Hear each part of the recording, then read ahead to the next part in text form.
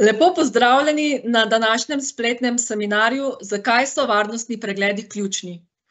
Danes bo z nami Boris Kranjc, ki je certificiran etični heker in strokovnjak za kibernetsko varnost v Telekomu Slovenije. Razložil vam bo, kako z odkrivanjem ranljivih točk vašega podjetja pripeljemo do ustrezne zaščite opreme in procesov pred kibernetskimi napadi. Predavanje bo potekalo približno 30 minut, potem pa bo Boris na voljo še nekaj minut za vaše vprašanja. Vprašanja prosim zastavljajte v oblačku zgoraj, Q&A piše, in potrudili se bomo, da odgovorimo na vsa vaša vprašanja. Če pa bi morali srečanje zapustiti prej, nam vprašanja lahko pošljete tudi na naslov kibernetska.varnost@telekom.si. Na tem mestu vas tudi obveščam, da se današnji spletni seminar snema. In posnetek boste vsi udeleženci prejeli v naslednjih dneh. Tako, tehnični del je za nami, sedaj pa predajam besedo kar Borisu. Boris, izvoli. Alja, hvala lepa za napoved. Tudi z moje strani prav lepo pozdravljeni vsi skupaj, ki ste se udeležili današnjega webinarja. Upam, da boste izvedeli nekaj novosti, nekaj novih stvari in kot je že Alja povedala, če se vam zastavi kakršnokoli vprašanje Q&A, pa bomo probali odgovoriti. Tematika današnjega dneva varnostni pregledi v okoljih operativne tehnologije. Pa si najprej poglejmo mogoče na hitro agendo, o čem bomo govorili.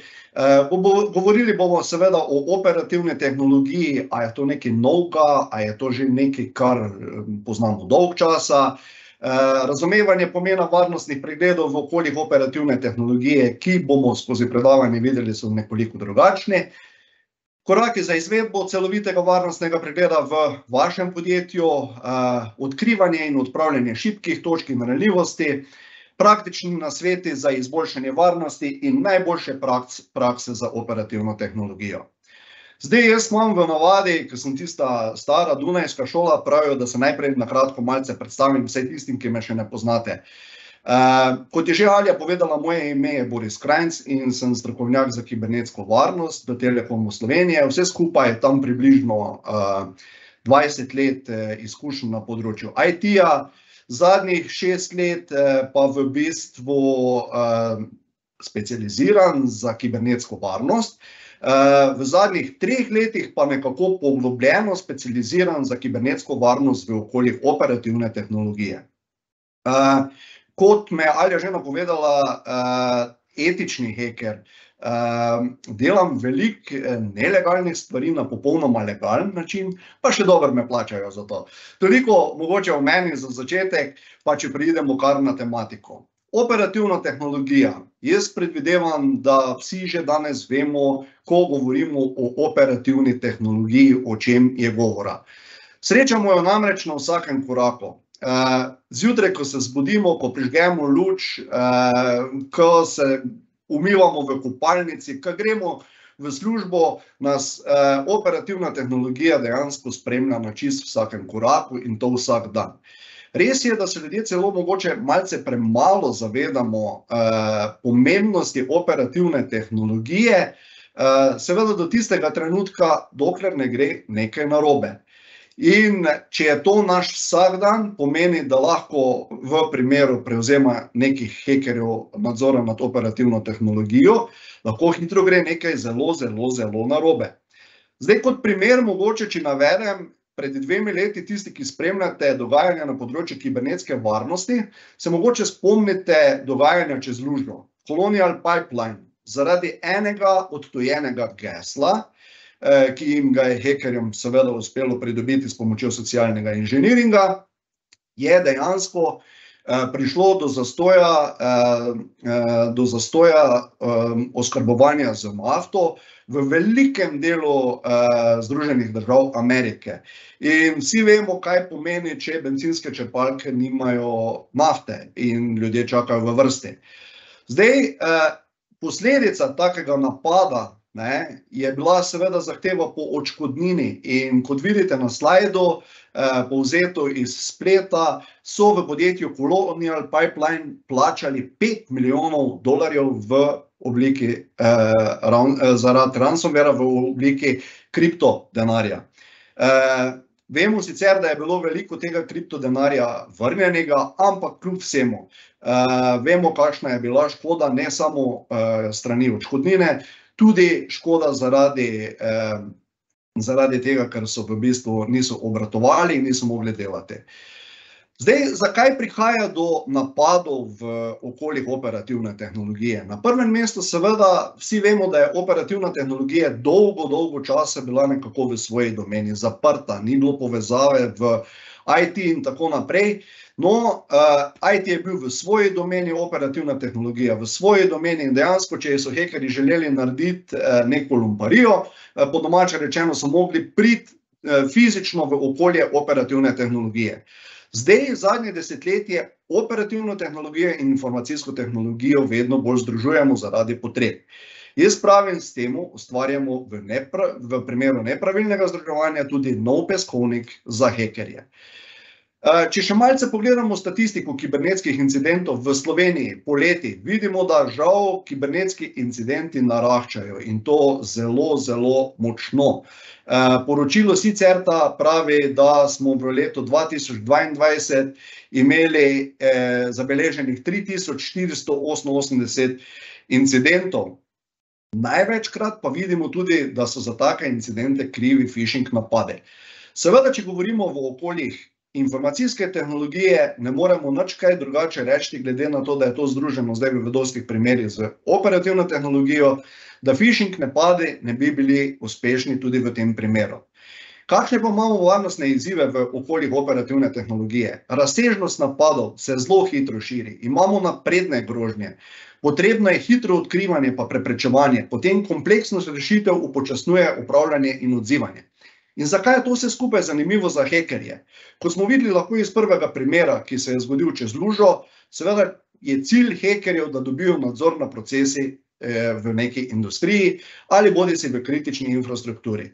In ponavadi je tista končna zahteva hekerjev izsiljevanje za določene vsote, ki želijo seveda, da jim oškodovanci izplačajo v obliki kriptovalut. Potem dostop do občutljivih podatkov. Zastareli sistemi so žal v teh okoljih zelo pogosti in imajo veliko varnostne ranljivosti. Zato je to delo za hekerje dosti lahka zadeva. Zakaj bi se hekerji ukvarjali z IT-jem? Ker vemo, v IT-ju smo že dosti napredni glede reševanja takih kibernetskih zadev. V OT-ju pa žal imamo še opremo, ki je starejšega tipa in je za hekerje to veliko lažje. Nenazadnje imamo tudi tukaj industrijsko špionažo. Konkurenca naroči tudi v določenih primerih hekerje, da malce pošpionirajo, kaj jim dela konkurenca in seveda ti podatki so veliko vredne. Dostop do omrežja informacijske tehnologije preko operativne tehnologije je tudi ena izmed vstopnih točk za hekerje. In glede na pomembnost, če govorimo o kritični infrastrukturi, so seveda zahtevani večji zneski. Verjamem, da si znate predstavljati, kaj bi pomenilo, če bi hekerji recimo prevzeli nadzor nad elektrodistributerjem v Sloveniji in zahtevali odškodnino z namenom, da vrnejo nadzor nad celotno elektrodistribucijo. V čem je razlika med IT in OT? Verjamem, da ste že vsi slišali za protokole, s katerimi se operira v teh omrežjih. IT protokoli, če že druga ne poznate, vsaj HTTP oziroma HTTPS, vsaj ta protokol vnašate oziroma uporabljate pri vnosu v brskalniku. Industrijski OT protokoli so pa nekoliko drugačni in nek Profibus, Modbus in tako naprej pomeni poznavanje tudi drugačnih tehnologij. Zdaj, v tem primeru vidite na levi strani eno požarno pregrado, ki jo seveda uporabljamo, ni nujno takšno, ampak katerokoli, jo uporabljamo za zaščito IT protokolov. Če takšna požarna pregrada naleti na protokol iz desne tabele, recimo Profibus, Modbus ali karkoli, ne ve, kaj narediti s tem protokolom in preprosto pošlje naprej. Zato uporabljamo tudi za OT protokole namenske požarne pregrade. No, da lažje vidimo, v čem je težava pri protokolih, ki jih omenjamo v okoljih operativne tehnologije, smo s kolegi naredili eno tabelco, kjer lahko vidite vsi z rdečo označeno komunikacijo oziroma enkripcijo takšnih povezav. Vidimo, da le v enem primeru, in še to izjemoma, to je pri protokolu DNP3, imamo enkripcijo in autentikacijo. Vsi ostali protokoli pa le tega nimajo.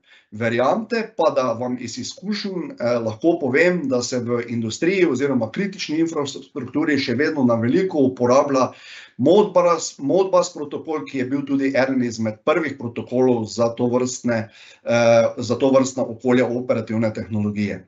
Torej, iz tega lahko vidimo, da lahko hekerji zelo hitro izkoristijo, če pridejo v tako omrežje, neko komunikacijo. In če damo čisto za en primer, napad, kako bi ga lahko izvedli hekerji, govorimo recimo o socialnem inženiringu kot najbolj priljubljenem vektorju napada med hekerji, USB dropping. Prosim vas edino nekaj, naj vam ne dam kakšne ideje, da boste šli kaj takega početi. Tega ne počnite in ne poizkušajte, seveda, če nimate z nekim podjetjem sklenjene NDA pogodbe in tako naprej in ne izvajate varnostnega pregleda. Vzamemo za primer, pripravimo kuverto z Siemensovim logotipom, ki ga je preprosto dobiti na spletu. V kuverto vstavimo USB ključek, navodila za urgentno nadgradnjo sistema SCADA. Seveda se prej pozanimamo, v katerem podjetju ga imajo. In verjamete, če pošljemo na 100 organizacij oziroma industrij tak USB ključek, bo verjetno vsaj 5 takšnih USB ključkov aktiviranih in potem imamo kompromitiran sistem.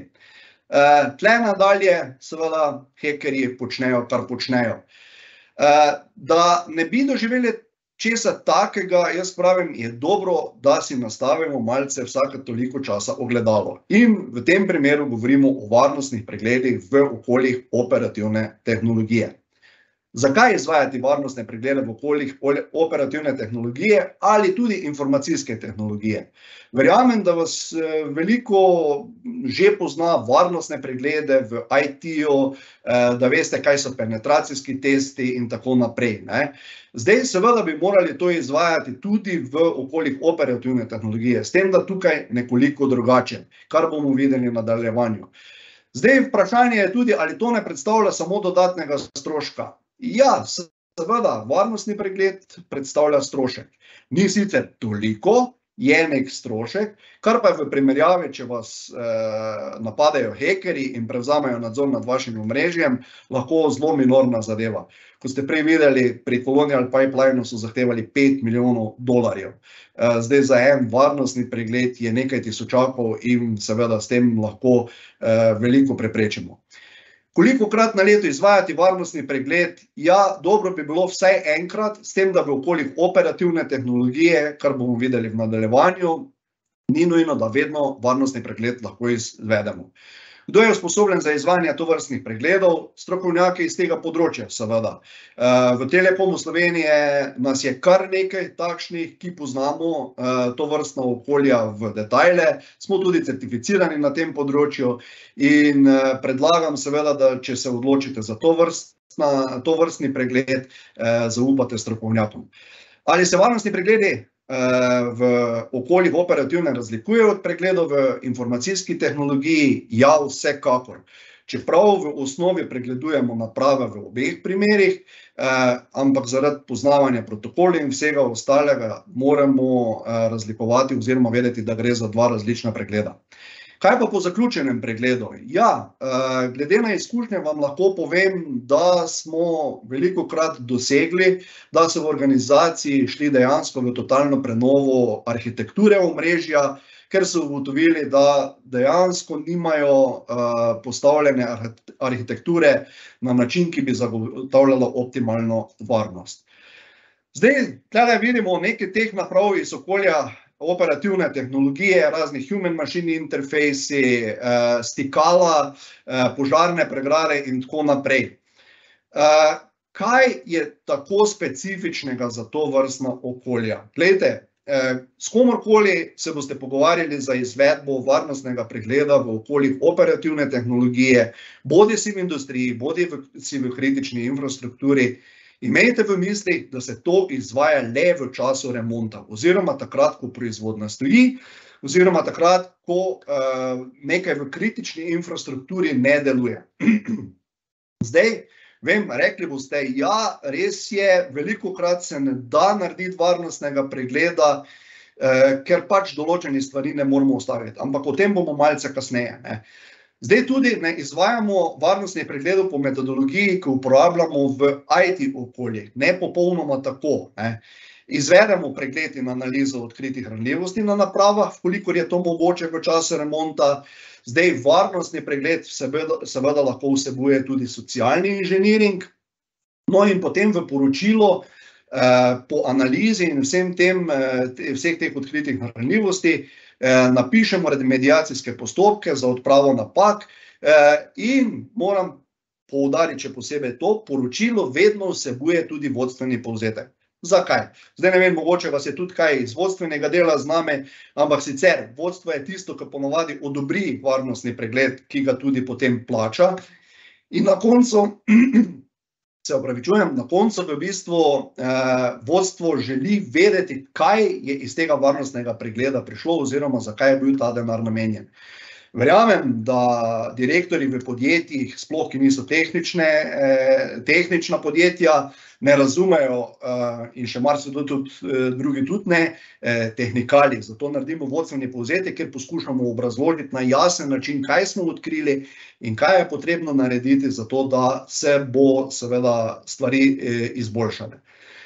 Zdaj pa čisto vam dam primer. Imel sem primer, ko so želeli izvesti varnostni pregled v podjetju, ki se ukvarja z mlekarstvom. Siri, jogurti, etc. Tudi ne igra vloge, v katerem podjetju to je. Ampak moja prva zahteva je bila, bomo izvedli tak varnostni pregled, takrat, ko boste imeli remont. In potem smo bil odgovor, ja, kako naj pa mi krave prepričamo, da nehajo dajati mleko, da bomo mi lahko tole našo sirarstvo zaustavili. Seveda, takrat to ni mogoče. V takih primerih se pa ne lotevamo varnostnega pregleda na klasični način, ampak se lotimo izvajanje analize industrijskega oziroma OT okolja. Kaj v analizi naredimo? Seveda, če želimo analizo narediti, moramo v detajle poznati, kako bi moralo biti omrežje oziroma arhitektura omrežja zasnovana v tem okolju in potem naredimo opis sredstev v okolju, ki ga naročnik ima, seveda v sodelovanju z naročnikom. V takem primeru, ko delamo analizo, potrebujemo malo večjo podporo naročnika. Potem z določenimi orodji, kar bomo videli tudi v nadaljevanju, pregledamo prometne tokove znotraj omrežja, s tem, da se ne dotikamo konfiguracij naprav, lahko pregledamo seveda tudi to, kar se v omrežju dogaja. Potem pregled skladnosti z referenčno arhitekturo Pera. Purdue model, ne vem, če ste že kdaj slišali za njega, ampak bomo na kratko potem tudi v nadaljevanju omenili. Potem naredimo analizo pridobljenih podatkov in na podlagi tega analizo posameznih gradikov glede kibernetske varnosti. Napišemo prav tako kot v prejšnjem poročilu smernice za odpravo pomanjkljivosti in predloge za izboljšave in naredimo predstavitev poročila, tudi tehnični in vodstveni del. Zdaj pa jaz pravim, če želite izvajati analizo, je dobro, če razumete, kaj je to Purdue. Žal smo v taki obliki predstavitve, da nimam direktne komunikacije z vami, sicer bi vas prosil, da dvignete roke tisti, ki poznate referenčni model Purdue. Referenčni model Purdue za mnoge še ne znanka, ampak bom v kratkem napisal, kaj to pomeni. Glede, pri referenčnem modelu Purdue delimo dejansko IT omrežje od OT omrežja in Purdue narekuje, to je referenčni model, ki ga jaz pravim, ga uporabljajo veliki, vem recimo, da ga uporablja Mercedes, BMW in takšno podjetja, uporabljajo ga tudi v naših organizacijah, pa ne bi navajal, ker sem zavezan temu, da ne povem vsega, kje ga uporabljajo že. V glavnem gre za strogo delitev IT dela z OT delom in vmes imamo eno tako imenovano industrijsko demilitarizirano cono, ki za to vse skupaj skrbi.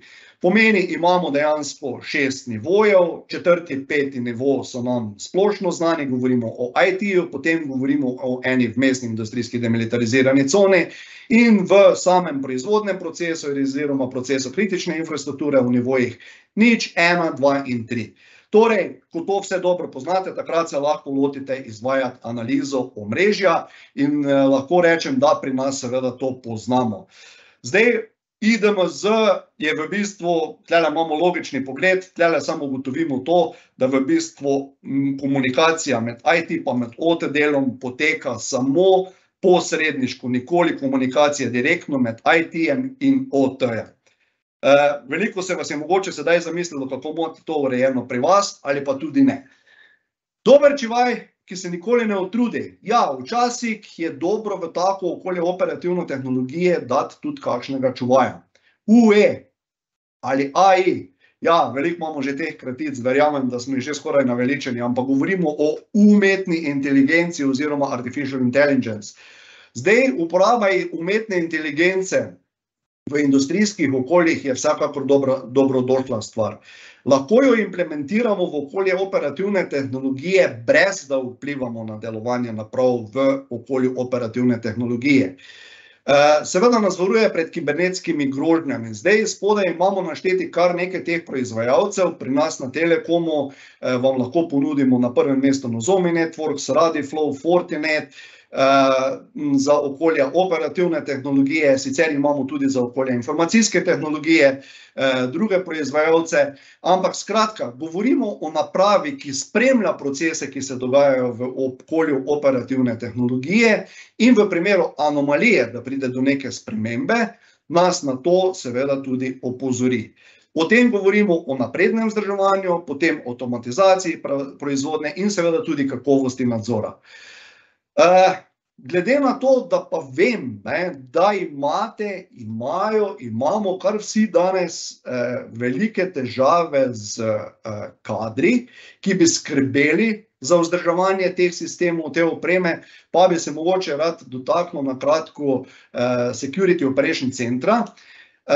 Zakaj najeti nek Security Operation Center? Ne bom rekel zakaj najeti Security Operation Center pri Telekomu Slovenije, ker so tveganja za nedelovanje podjetja zaradi kibernetskih vdorov prevelika.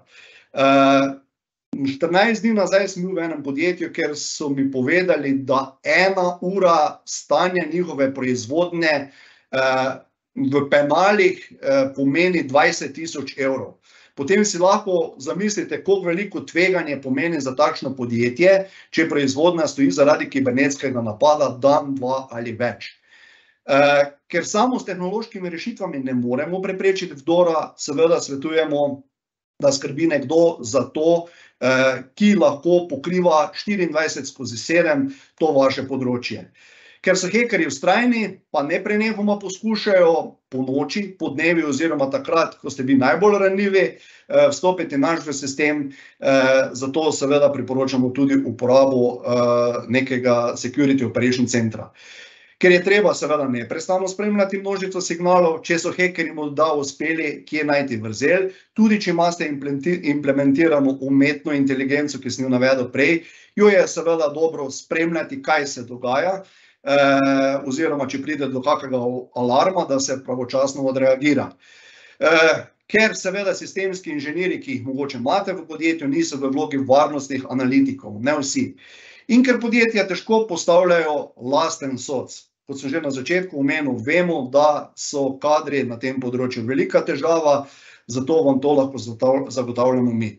Naš center kibernetske varnosti in odpornosti v Telekomu Slovenije, tlele imate, kako izgleda nasploh, kako poteka komunikacija med našimi naročniki, kaj jim implementiramo v primeru tega, da se odločijo za to, da pogrivamo njihovo okolje, bodisi IT, bodisi OT, o tem sicer ne bi šel preveč v detajle. edino mogoče še podatek iz našega Centra kibernetske varnosti in odpornosti, število incidentov, ki jih obravnavamo, lahko vidite, da žal tale krivulja raste. In govorimo tam cirka o 1200 incidentih mesečno, ki jih obravnavamo, torej pomeni kar nekaj delamo. In nenazadnje vam lahko povem, da v našem Centru kibernetske varnosti in odpornosti deluje cirka 100 zaposlenih, pomeni 100 strokovnjakov, ki jih imamo na razpolago kadarkoli. O tem seveda bi lahko veliko več povedali, ampak ni to današnja tema. Nenazadnje bi se še pa dotaknili mogoče zaščite omrežja v okolju operativne tehnologije. Glejte, zato, da ne rabite takoj začeti financirati nekih naprav, ki so malce dražje. Zato, da najprej pogledate mogoče sami pri sebi, si vzamete za osnovo teh nekaj alinej. Zdaj v veliko primerih varnostnih pregledov namreč ugotovimo, da sicer imajo organizacije postavljene tudi v okolju neko segmentacijo in da ta segmentacija žal vedno ni zaključena tako, kot bi si želeli. Seveda bi morali vpeljati po Purdue modelu dodatno to IDMZ cono, preprečiti vstop direktni iz IT-ja in obratno, ampak to lahko naredite brez nekih večjih finančnih vložkov. Seveda, če potrebujete tukaj pomoč, vam z veseljem pomagamo. Nadzor dostopa do omrežja v okolju operativne tehnologije. Veste, velikokrat vprašamo pri takšnem varnostnem pregledu, kako pa vaši zunanji partnerji dostopajo do naprav v vašem okolju operativne tehnologije. In vsi rečejo, ja, imajo VPN dostop in potem dostopajo do naprav. Aha, ampak to ni ravno dovolj, ne? VPN dostop seveda je tista začetnica, potem moramo pa imeti nek sistem, ki mu rečemo Privileged Access Management oziroma PAM, ki skrbi za to, da imamo vedno pod nadzorom tega našega zunanjega sodelavca in ne samo zaradi tega, da ga imamo pod nadzorom, tudi zaradi zakonov, ki nam nalagajo, da v okoli kritične infrastrukture skrbimo tudi za revizijsko sled, ki jo moramo imeti, kadar pride do kakršnihkoli težav, zato da lahko dejansko za revizijsko sledjo vidimo, kaj se je izvajalo. Potem segmentacija omrežja z vključevanjem posredovalnih storitev na požarni pregradi v IDMZ-ju, izvajanje seveda varnostnih pregledov in analiz, zagotavljanje vidljivosti nad okoljem operativne tehnologije z uporabo nekega od anomaly detection sistemov, kot smo prej omenili Nozomi ali pa RadiFlow, in integracija sistemov kibernetske varnosti z Centrom kibernetske varnosti in odpornosti za učinkovit odziv in omejitev grožnje. Torej, to pomeni, da ne rabite vedno skrbeti za to, kar se dogaja v vašem omrežju.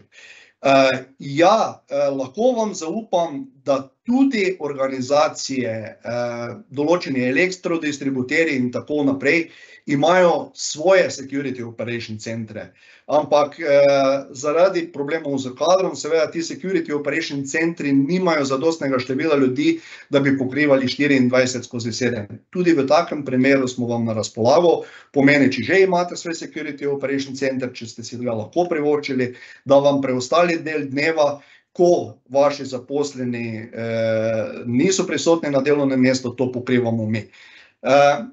Toliko iz moje strani, zdaj jaz upam, da so se pojavila vmes kakšna vprašanja, ali ti verjetno vidiš, pa vam z veseljem odgovorim. Zdaj upam, da ne boš rekla, da imamo 30 vprašanj. Ne, ni tako. Ni tako hudo, ampak vseeno vabljeni, da vse, kar se vam porodi vprašanj, da jih zastavite v naš chat. Imava eno vprašanje zaenkrat, in sicer, če v proizvodnji nobena naša naprava ni povezana v internet, zakaj bi potrebovali varnostni pregled in zaščito? Edino, kar je zunanji izvajalci, se oddaljeno povezujejo samo za servis naprav. Iz tega bi zdaj lahko sklepal, da ni ravno, da niso povezani popolnoma v internet. Torej, če se oddaljeno povezujejo zunanji izvajalci, ja, potem je verjetno nek zunanji dostop. Zdaj, če se zunanji izvajalci povezujejo, potem je tle prvo vprašanje, ali imate privileged access management oziroma nadzor nad izvajalci. Glede, jaz bom rekel, imeli smo že, sicer delam tudi kot forenzik in smo že imeli primere, ko je pri zunanjem izvajalcu prišlo do tega, da je nekdo imel namen zapustiti podjetje zaradi kadrovskih menjav, ne? In ni ravno več imel tistih dobrih namenov, ker so se čudno razhajali v podjetju, a ne? In gledajte, tak človek vam lahko nadaljavo tudi nekaj povzroči. In zdaj, ja, zakaj pa varnostni pregled? Z varnostni pregled iz tega razloga, a imate popečane operacijske sisteme, vem, da jih nimate, ne? Imate popečane za SCADA recimo in ostale human machine interfejse, ki jih imate v proizvodnji, a imate zadnje verzije na vaših PLC-jih, etc. Vse to v okviru varnostnega pregleda seveda pogledamo. In seveda pogledamo tudi, kako imate postavljeno arhitekturo. Verjamete, da nekatera podjetja ne financirajo kar tako brez veze tega dodatnega denarja, zato da to razmejijo po nivojih, da dodajo en par požarnih pregrad, da v IDMZ-ju dajo dodatne strežnike za posredniške storitve in tako naprej. In bom rekel, to je narejeno na podlagi dobre prakse. Tako da, ja, kljub vsemu, bom rekel, če ste pa čist izolirani in tudi fizičnega dostopa nimajo zunanje, verjamem še vedno, da vaši inženirji z svojimi prenosnimi računalniki, ki bi naj bili namenjeni samo za industrijsko okolje, lahko kdaj kaj prinesejo v to okolje. Jaz upam, da sem dal odgovor na to temo. Evo, super, Boris. Predlagam, da se še kar obrnejo nate, z kakšnim Vsekakor, kadarkoli, zato smo tukaj, kakršnokoli vprašanje, gledajte, imate tudi moj mail, lahko podebatiramo tudi, ja, ni nujno, da, gledajte, jaz bom rekel tako, v osnovnem sem po poklicu strojnik, delal sem v proizvodnji, nekoč nekdaj, poznam proizvodne procese zelo dober, lahko predebatiramo kakšne take stvari, ni nujno, da imamo vedno in povsod vse prav. Ni nujno, da poznamo vse v detajle. Smo naučeni, priučeni in tako naprej.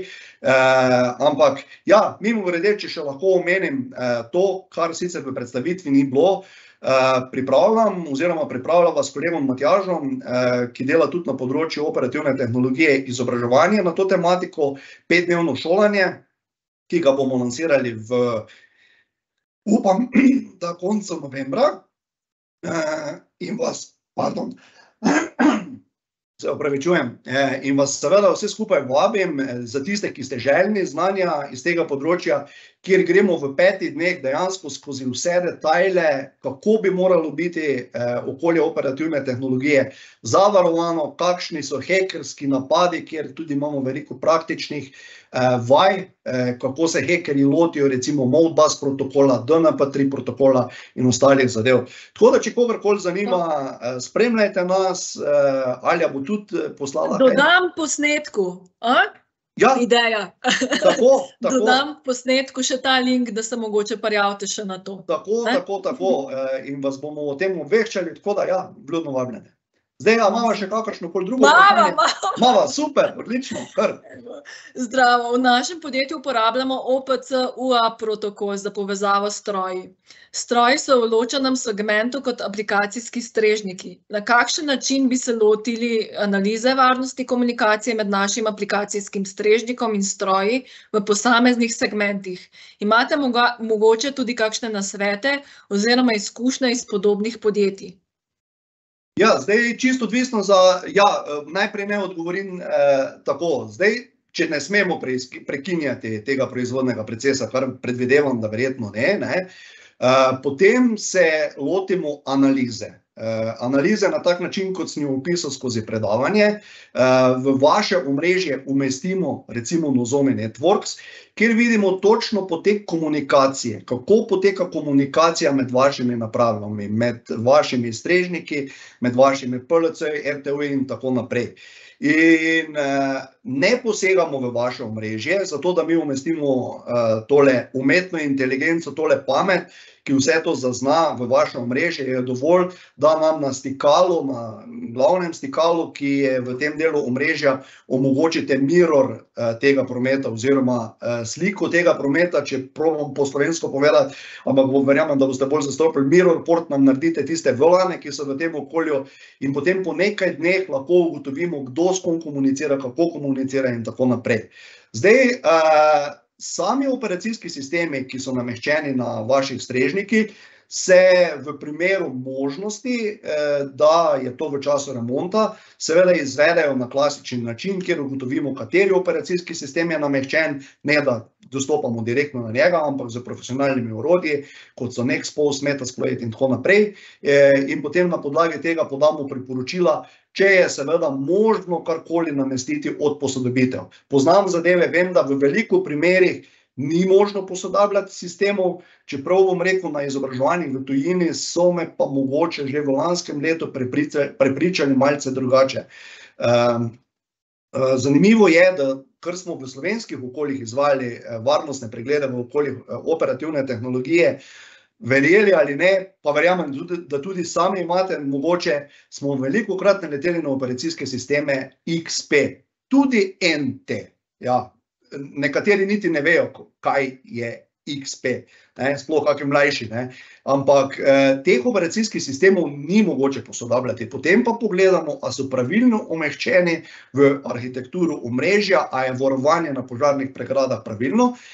Še ena stvar je, ki sem jo omenil takoj na začetku predavanja, pa je ta, da v bistvu lahko uporabimo v tem delu segmenta tudi požarne pregrade, ki razumejo protokole, ki delujejo v procesnih okoljih oziroma okoljih operativne tehnologije. Seveda tukaj spremljamo promet, tukaj dovoljujemo promet med določenimi napravami, tudi po OPC protokolu, po Modbus, po DNP, katerenkoli 60, 8, 170, 101, 2, 3, 4, mislim, teh protokolov je čuda, ampak te naprave, Fortinet recimo pozna tudi te protokole.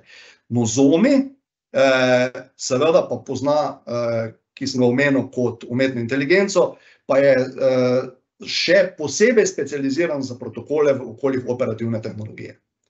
Upam, da sem dal odgovor. Jaz ne znam na kratko povedati, to imamo problem. Če lahko 5 dni govorim na izobraževanju 8 ur na dan, pol me boste težko postavili. Zdaj upam se, da so odgovori malo pametni, ampak se pravim, na webinarju je to malce težje, je boljša interakcija po komunikaciji v živo. Super. Še eno vprašanje se lotiva, prosim. Kakšen je priporočen pristop za zagotavljanje zunanjega dostopa zunanjim izvajalcem v segmentirano omrežje? Testirali smo že z dodeljevanjem VPN-ja in z omejevanjem dostopa prek firewall pravil, vendar nobena od teh rešitev ni bila optimalna. Ja, res je. Lejte, Privilege Access Management trenutno uporabljajo skoraj v vseh podjetjih, ki se tega lotevajo malce bolj resno. Ali pa bomo rekli, če vam je Privilege Access Management mogoče malce bolj naznanka, govorimo o optimalnem pristopu, govorimo tako. VPN povezava na vaš zunanji firewall. Potem, če bi imeli Purdue model, upoštevam, iz zunanjega firewalla govorimo o nekem jump serverju, pomeni na nekem serverju, kjer se zunanji uporabnik prijavi, gre preko jump serverja v IDMZ, iz IDMZ-ja pa potem v industrijo. Ampak v obeh primerih gre vse skupaj preko kontroliranega pristopa. Torej, namenska naprava Privilege Access Management skrbi za to, ne bi zdaj omenil proizvajalcev točnih, poznam jih kar nekaj, ampak vem, da določeni proizvajalci teh Privilege Access Management nudijo opcijo, da vas v bistvu zunanjega izvajalca spremljajo v celoti, tudi video lahko posnamete z njim, kaj vam je klikal ta zunanji proizvajalec, kje vam je klikal, kaj vam je vpisal, razen tega pa lahko tudi določite, da vam recimo zunanji izvajalec v tej komunikaciji, tudi če je VPN preko Privilege Access Managementa, ne more vpisati na nekem SCADA sistemu reboot, dokler mu vi tega ne dovolite. Tako da je še pa še opcij. Lahko o tem predebatiramo. Super. Hvala, Boris, za izčrpno predavanje, za vse odgovore. Hvala vam za udeležbo in aktivno sodelovanje na webinarju. Na tem mestu se poslavljava z Borisom in obljubljam, da v naslednjih dneh pošljem posnetek webinarja, pa še povezavo do izobraževanja, ki ga je Boris omenjal, poleg tega pa tudi vse kontakte, da imate za dostop do nas. Tako da hvala vam še enkrat in nasvidenje, se vidimo kmalu. Hvala, živijo! Ja.